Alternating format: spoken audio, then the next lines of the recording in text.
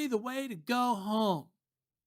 Home is where God is, and Uncle Luke wants to get us all home. So he's got a story for us because Luke actually has got Jesus' story.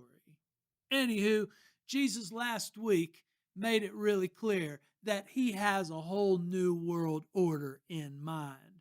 And who does he think he is? Well, we covered that. But anyhow, his new world order is also about killing. Well, not killing the way we kill, but killing the way that Jesus kills and the way that we see him killing in his own life. Mercy killing, killing with mercy, killing with kindness, killing with love isn't really killing at all. But for some people, boy, it hurts whenever you hit them hard with some mercy and some kindness and some love. Well, this is Jesus' arsenal. Lock and load, baby. This is the basis of Jesus' new world order, killing with mercy. Mercy killing. Come on in, let's check it out. Luke chapter 6, verse 27 to 36.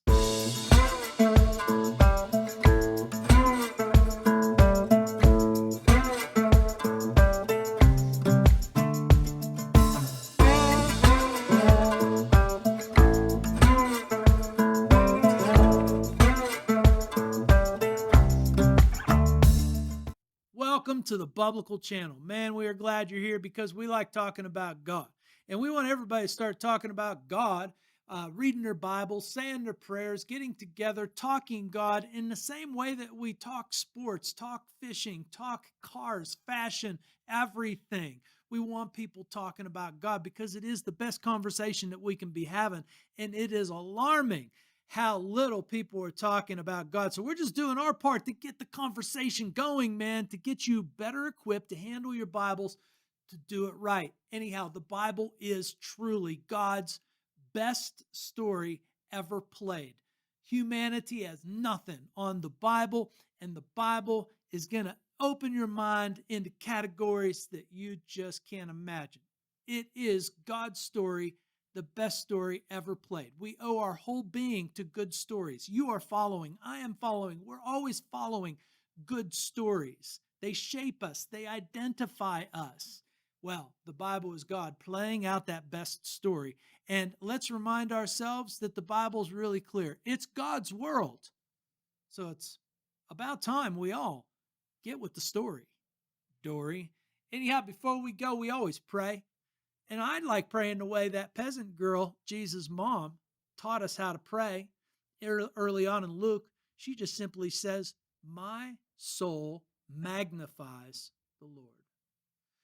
My spirit rejoices in God, my Savior." That's just a great prayer. And then Jesus taught us how to pray, "Our Father who is in heaven, hallowed be your name. Your kingdom come, your will be done, on earth as it is in heaven.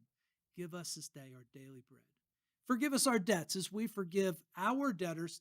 Lead us not into temptation. Deliver us from evil." There's the rub. And Jesus will get us home. That's the promise. That's the goal. And let's move forward. Luke chapter 6, verse 27 to 36. We got to remind ourselves this is the same scene where Jesus, on the side of that mountain, making it very clear that he's better than Moses, that a new Moses is in town, and he is giving God's words from a holy mountain in the same exact seriousness, vein, and spirit that God's original words were given.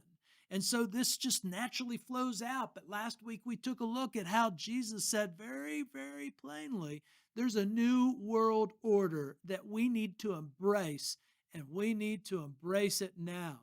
Remember, it's, all of that talk about the poor are the blessed, the hungry are the blessed, those weeping are the blessed, and those who are hated because they raise their hand and say, "I'm with the Son of Man, who is Jesus. I'm with God." Those who are hated for just loving God, they're the ones who are blessed. Well, that's a whole different way of seeing life in the world around us, and that's exactly what Jesus is up to. He is truly flipping the table of our lives. He is not here to coat your ego. He is here to get you thinking straight, to get me thinking straight. Jesus knocked my head against the wall about 27 years ago. And I have been better for it ever since, man. I am now living life to the fullest, and that's why I do what I do. I want everybody to live the life to the fullest. Follow Jesus' prescriptions, your life is going to improve. Your attitude will improve. Things about your life will make changes, and that all for the good. Anywho, so Luke chapter 6, verse 27 to 36 is Jesus continuing on in his table flipping mood, flipping the table of our lives, the way that we operate in this world, the way this world operates, Jesus is not impressed with. And so, what does he say? He says, but I say to you who hear, love your enemies, do good to those who hate you, bless those who curse you, pray for those who abuse you. To the one who strikes you on the cheek, offer the other one also. To the one who takes away your cloak, don't withhold your tunic. Give to everyone who begs from you, and from the one who takes away your goods, don't demand them back. And as you wish that others would do to you, do so to them. If you love those who love you, what benefit is that to you? For even sinners love those who love them. If you do good to those who only do good to you, what benefit is that? For even sinners do the same. And if you lend to those from whom you expect to receive, what credit is that to you? Even sinners lend to sinners, then get back the same amount. But love your enemies, do good, lend, expecting nothing in return, and your reward will be great, and you will be sons of the Most High, for he is kind to the ungrateful and the evil. Be merciful, even as your Father is merciful. There's Jesus' table-turning ideas in our life. Is this easy stuff? God, no. Is it easy to understand? God, yes. Is it easy to do? God, no. Oh, man, this is the tough stuff. Man, this is all action-oriented.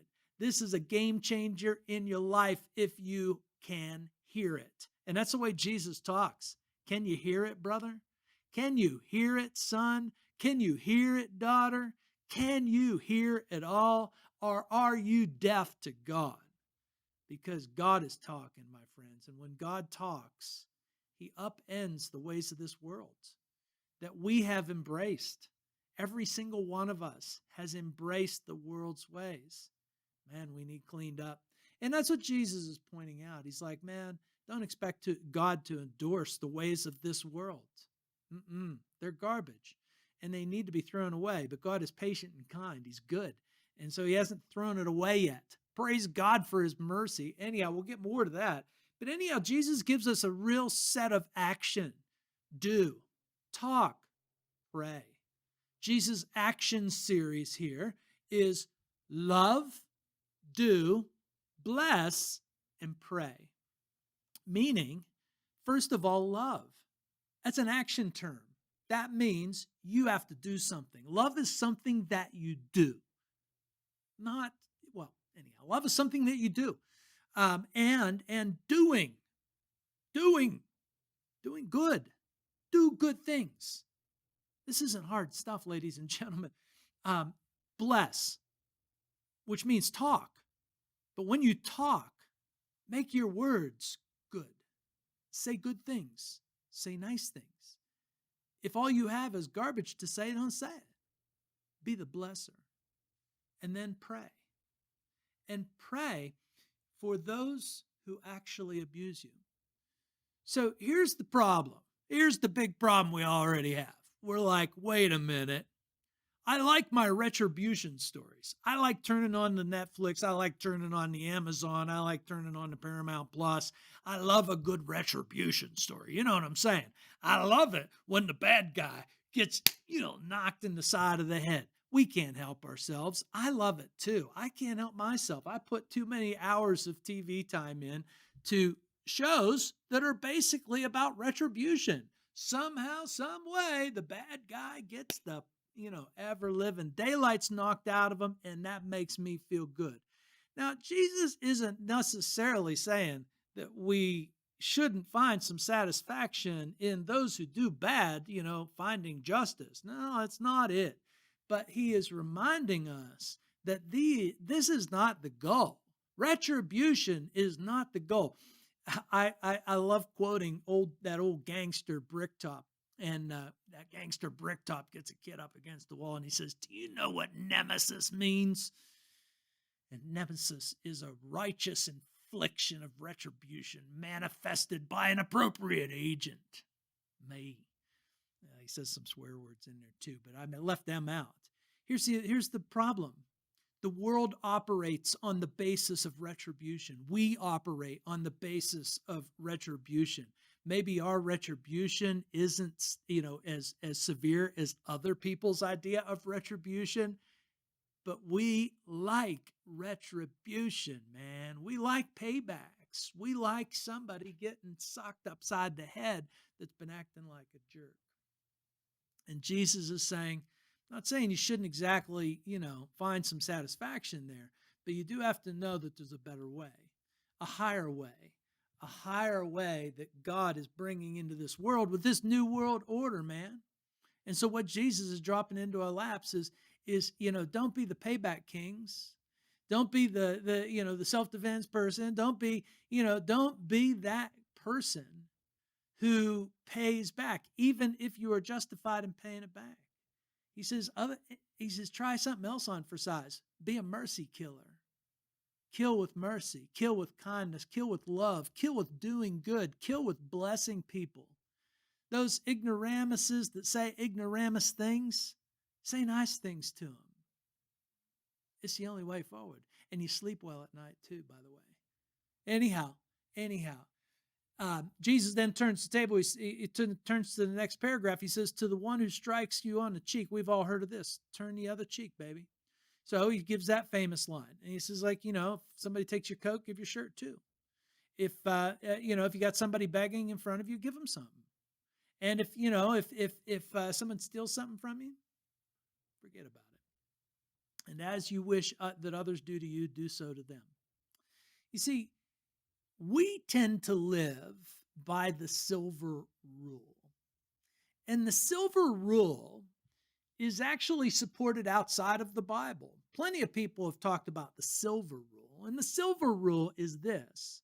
The silver rule is don't do to people things that you don't want done to you. That's the silver rule. But it requires absolutely nothing of you because doing nothing is part of the game. Jesus' words are not those kind of words. No. Jesus is turning the silver rule into the golden rule. And this is where Jesus breaks away from any ancient source, any philosophical source. Plenty of philosophers outside of the Bible, talked about the silver rule. If you don't like something done to you, then don't do it to other people. Plenty of people said that. But nobody, and I mean nobody, came along and said, think about the things that you want done to you and then go do them to other people. It's an action set of verses. Now listen, hear me out. There is biblically no problem in defending yourself. There is no biblical prohibition against defending yourself. You are free to defend yourself. You are free to defend your country, okay? But catch this note. It's just not podium work. God isn't, applauding our defensive moves, our defensive tactics, our defensive strategy. God is not in the cheerleading section or in the stands bravoing us about our defense work and how defensive we are. No, it's not podium work. Well, what is the podium work? The podium work, the three places on the podium is love, do good, bless, even a fourth spot in the podium, pray. That's podium work, baby. That's podium work. And defending yourself, it's just not podium work. It's silver stuff. It's not even silver or bronze stuff. It may be necessary, but the fact is what God gives the big hoorah for, what God tells us to buck up for, is actually the action of strength, the real action of a tough guy, the real action of a tough woman. And a tough guy or a tough woman can be about 80 pounds and ready to blow away in the wind, to be strong like God is calling us to be strong, to actually love your enemies, to actually do good to those who hate you, to actually bless those who curse you, and to pray for those who actually abuse you. You see, this is where Jesus gets, I suppose, a bit awkward, because he's not going to endorse the bad habits of this world. And we oftentimes are always looking for God to endorse the bad habits of this world and not the kingdom habits that Jesus teaches us. These are kingdom habits, my friends. And Jesus alone is standing on the mountain preaching these kingdom habits. There's no, Buddha, there's no Confucius, there's no Muhammad talking like this. Okay, so anyhow, then he goes on and he says, he turns up the heat in the kitchen, baby. He says, if you love those who love you, what benefit is that? If you do good to those who do good to you, if you lend to those and get something back, there's no value in it. He's not saying don't do it. He's just saying big deal. No big deal. Loving the lovable, that's silver stuff at best. You know what I'm saying? It's not that we shouldn't love the lovable. We should love the lovable. But what Jesus is saying is no big deal. The worst of all people do this stuff. But the best of all people are into the golden rule. And the golden rule is all about loving the unlovable. Do you take the time to love the unlovable? That is what is at stake here. Do you take the time out of your life to go love the unlovable? Do you show kindness? Do you show niceties to the people who are despicable, the worst? Or do you feel good about your little bubble? And do you keep yourself concealed in your little bubble and only do good when good has been done to you? You know, that kind of stuff. You see, the Bible, God himself, is very challenging to us. He does not encourage us to live in our bubble, to live in our little bubble of people doing good to each other and feeling good about ourselves. He dares us to get out of our bubble so that we can actually start making changes in the world. And the Bible assures us that the power of one is a real thing. That whether you reap the benefits here on earth or not, you being the good guy or the good gal, you being the lover, you being the blesser, you being the prayer, makes a difference in this wicked world. You may not even ever get to see how this makes a difference, but what God is promising you is it makes a difference. And it's the difference that he is calling us all to make. Jesus says, love your enemies. Again, do good, lend. Don't expect anything back. And your reward will be great. You see, Jesus is putting his own reputation on the line, and he is assuring us that this kind of work that will be unrewarded in this life. You see, that's what he's saying. You may find some reward in it. You'll sleep at night, that's for sure. But your reward will be great, and you will be sons of the Most High. You'll be sons of God. You'll be daughters of God. You'll be God's children when you act like this, because this is actually how God behaves. And that's exactly what he says. He says, think about it. God is very nice to the ungrateful and to the evil. God sends his rain, his good rains. God sends, the weather, the seasons, God allows life to go on. He gives life to the ungrateful and the evil. because he is merciful, and that's exactly why we should be. If God behaves like this, then we need to behave the same way. Be merciful. Even your Father is merciful. Be merciful as your Father is merciful. God is very kind to the ungrateful and the evil. And we ought to follow suit. Why? Because God is promising us, believe me, I've got you. And believe me, it is worth your time. Even if the world doesn't reward you, I will. It's a promise, man. And it's a promise that I'm willing to live by because it keeps me sleeping at night. It makes me feel good, even when the world sucks. And to think that Jesus got a new world order going on, like Jesus is doing something different than God, was doing in the old part of the Bible, the Hebrew part of the Bible, you're kidding yourself. Here's what a prophet by the name of Micah says in chapter 6, verse 8. He has told you, O man, what is good. And what does the Lord require of you?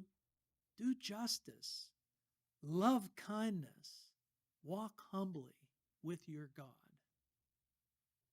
Ladies and gentlemen, Jesus is basically taking Micah's quote and bringing it right back again to us, saying this is the way. I've heard so many problems, even Christians who say they have problems with the old part of the Bible. And I say, what part of what, talk about it. We're like, oh, I just don't like it. I'm like, you're not reading it right. Jesus is teaching you how to read it right. Micah, the prophet, summarizes the whole of God's work with Israel. The whole of God's point with Abraham and his children was to teach all of us to live the simple life, do justice, love kindness, walk humbly with our God.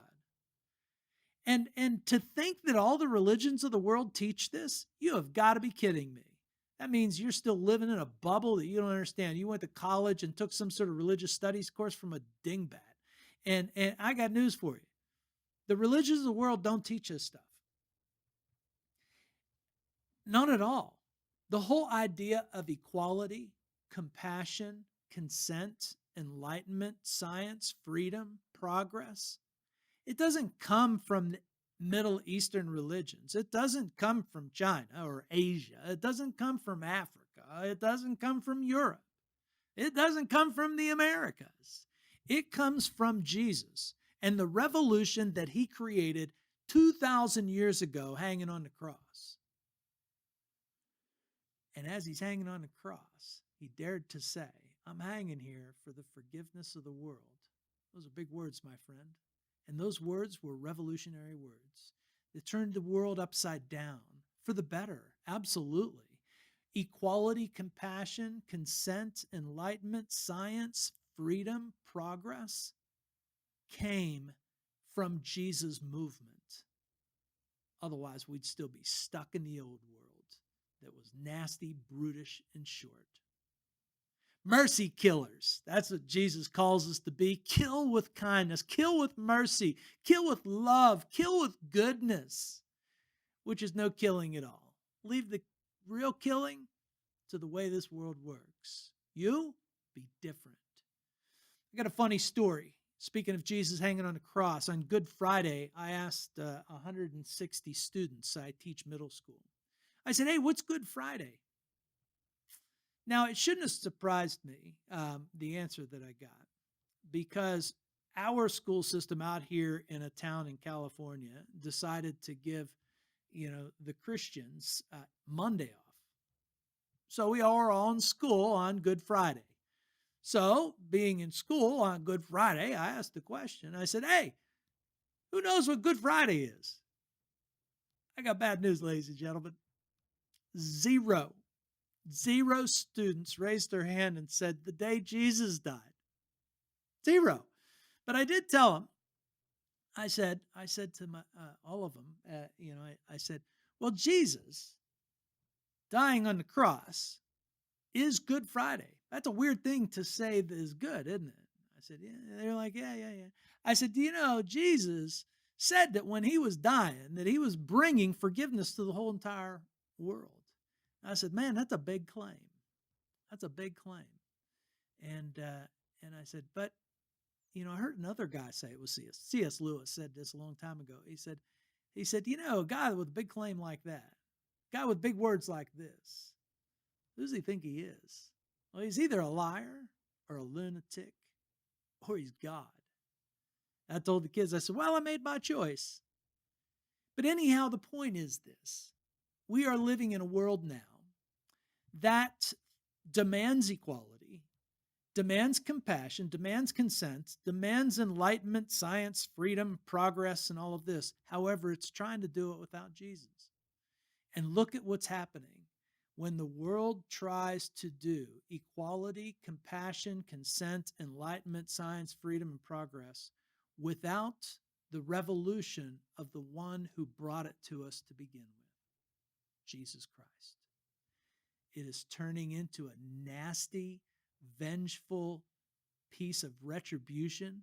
Look at our political parties who, in the name of equality and compassion, are unbelievably ruthless and cruel, punishing, vindictive.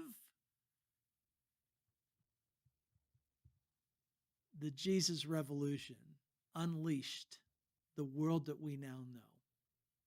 A world that expects equality and compassion and consent and enlightenment and science and freedom, but we're going to have to understand why Good Friday is Good Friday. That the man who died on the cross and said, I'm dying for the forgiveness of the world, is the only man who could bring these kind of ideas to us and lead the way. You see, Jesus backed up his talk. He showed us the way, what it looks like to love your enemies, do good to those who hate you, to bless those who curse you, pray for those who abuse you. He didn't defend. No. And nor should we. If you have to defend yourself, we all understand, but we shouldn't be looking for the big applause. We should be saddened by the world that we have to defend ourselves against. And we should get straight back to the business of doing the action that God has given us. To love our enemies, do good to those who hate us, to bless those who curse us, and to pray for those who actually do abuse us. That's what Jesus says. Catch you next time.